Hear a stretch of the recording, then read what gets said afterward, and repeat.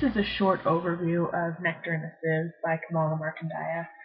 What we have here in this picture is of an Indian bride who has had henna done on her hands, part of the marriage Hindu tradition. So some of the things I just want to talk about initially are the major themes within the novel. Really, this novel covers a huge array of themes for being so short. Primarily, we see hope versus despair. That's our key underlying point for this story, is how much Rukmani suffers, but she always has hope that things will get better, even though she lives in a very despairing time and her life is very difficult. She always has this hope. We have this theme of tradition versus change. The tannery comes, Rukmani's not comfortable, which is ironic because she accepts Kenny's fertility treatment. And going to the city, she fights against it when her sons want to leave to go work in another place and not on the farm. She gets very upset. So things are changing, and especially Rukmani struggles to accept those changes. We also have this major theme of rural life. These poor rice farmers, and that really gets thrown into the light when they go to the city, and their lack of understanding and knowledge really becomes apparent to us. We also have this interaction of culture, this East versus West, Kenny trying to interact with the Indian population and the Indian response to him. At one point in time, Rukmani describes him as kind of pale, his eyes are sunken, he kind of sounds like a creep. So there is a very distinct difference between the two cultures and how they interact. Life and death definitely plays out here.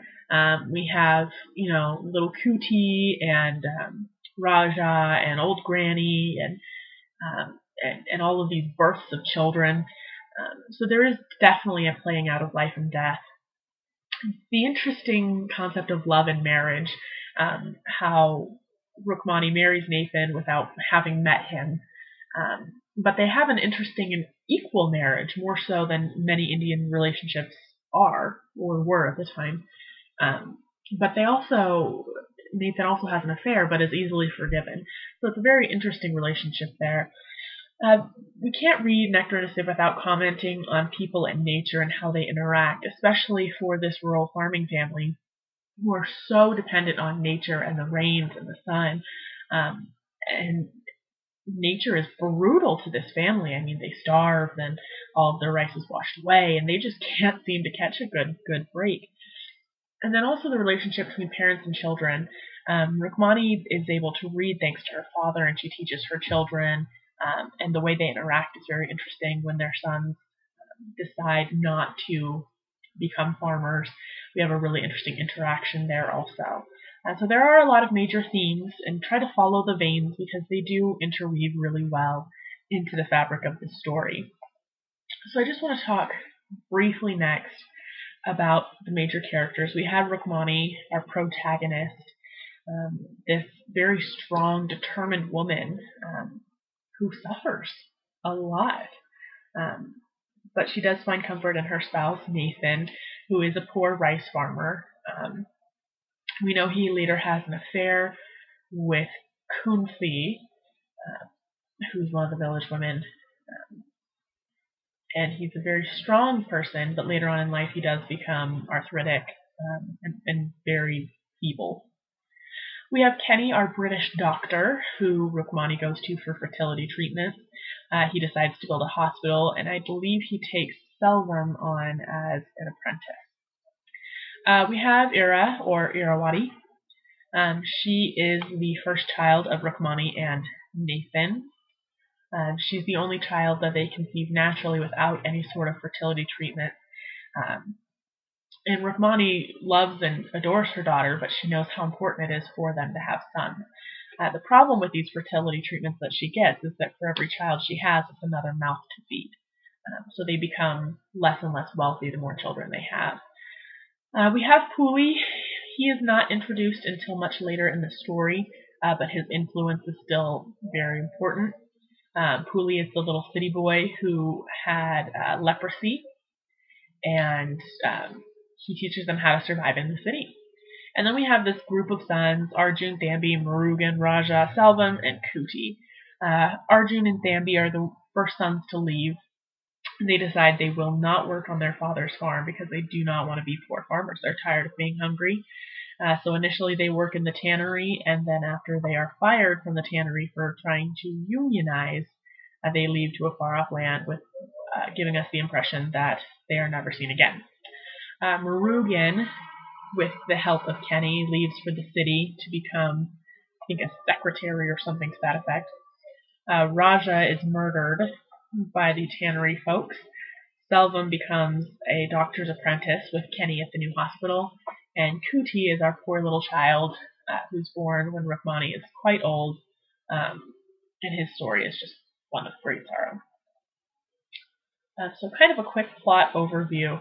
The story starts kind of out of nowhere with Rukmani, this old woman, kind of reflecting on her life, and she talks about seeing Kenny, and upon my initial reading I thought that must be her husband, and so I kept waiting for Kenny to come up as a spouse. So that's easily confusing.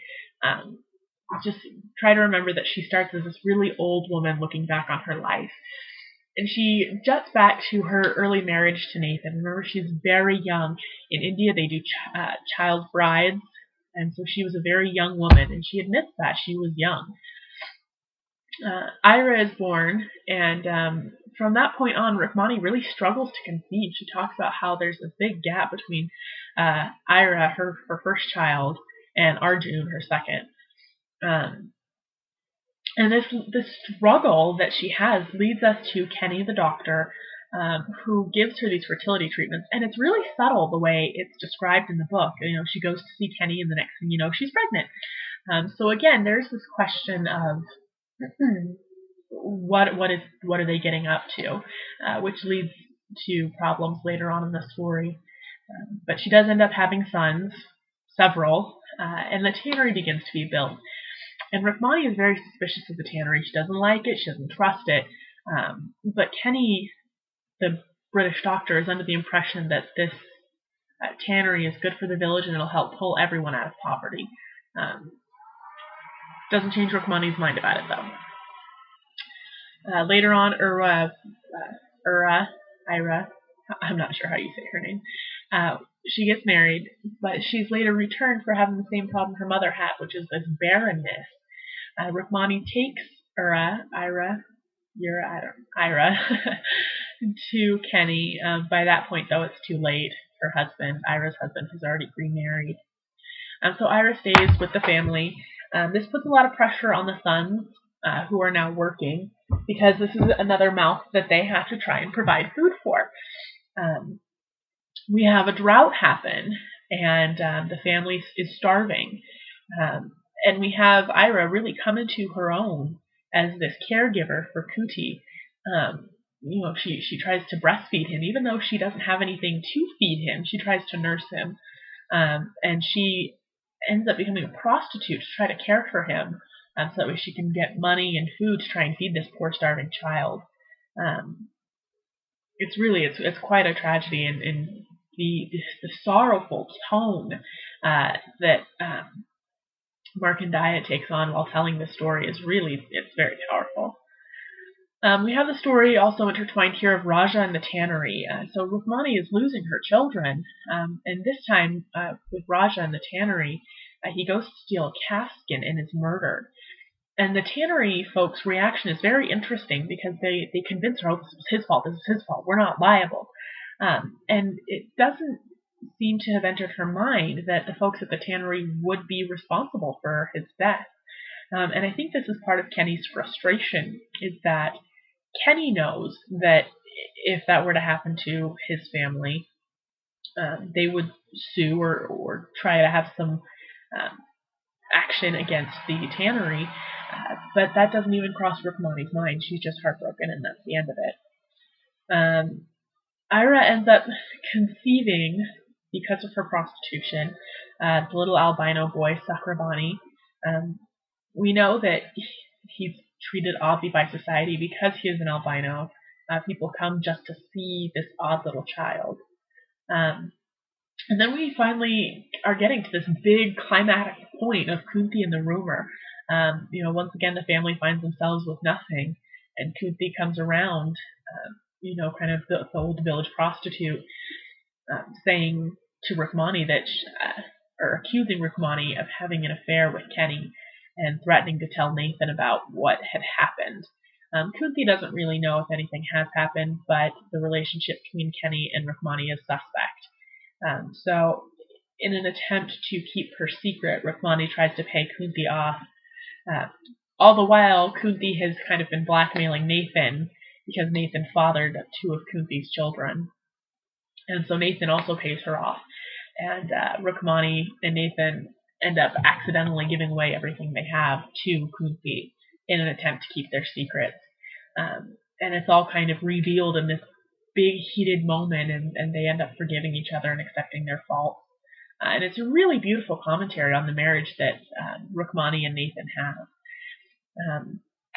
And then this little tiny last of their food is gone, and Rukmani thinks she hears someone, scraping around in their yard looking for more of their hidden food and money. And Rukmani, in a fit of rage, attacks the person, not realizing it's her daughter Ira. And this is kind of this most climactic, dramatic moment, because Rukmani has officially, for all practical purposes, lost her mind. She's so out of her mind with hunger and anger at what's been happening to her and how she was cheated. And she thinks it's Kunti that she's willing to murder her. And it's, thank goodness, the fight is broken up, because Rukmani would have suffered greatly for that. This kind of brings us into this kind of second half almost of our novel, where Rukmani and Nathan are evicted from their property because they can't pay. They don't have the rice, they don't have the crops, they don't have the money, and so they are evicted from their property. This place where Nathan has lived and worked his whole life is now gone, to the tannery, ironically. And so Rukmani and Nathan decide they're going to go live with their son Murugan in the city. And Kenny has taken on Selvam as his apprentice, and they're going to take care of Ira and her son Sakramani. And so Nathan and Rukmani go to the city. They try to find Murugan and are unable to. He's abandoned his wife with the understanding that she has been unfaithful to him. And he's nowhere to be found. While in the city, they are approached by Pooley, who is this little, I always think of him as like this little 6 or 7 year old kid. Right, he has leprosy, so he's missing limbs, or portions of limbs, and he knows how to ham it up. He knows how to act in order to get people to give him things, but at the same time, he's very authoritative, and he's very streetwise. Pooley takes them to the temple where they can get food. He shows them the quarry and how to work so that way they can make money. And it's very interesting, the relationship between Rukmani and Pooley, because she gladly gives him their money and trusts him to keep it safe. It's incredibly ironic that she trusts a child to keep their money and protect their interests, instead of herself and Nathan, because she knows they're not city-wise. So it's a very interesting shift. And then finally we have this really sorrowful conclusion, where Rukmani suffers the loss of Nathan and decides to go back to her village and tries to convince Pooley to come with her because she does need someone to take care of. And it's really kind of a sad trick when we think of what Pooley will go through in the village and how he's going to have to readjust to a whole new lifestyle. And I question whether or not that's fair of Rukmani to do to Pooley. But they do go to the village, and our story kind of closes with Selvam saying, we'll make it work. Whatever we have to do, we'll make it work. So really, we kind of do see this big circle and cycle of what's happened. So that is your short-ish review of Nectar and a Sieve by Kamala Markandeya. If you have any questions, let me know. Otherwise, I'll see you in class.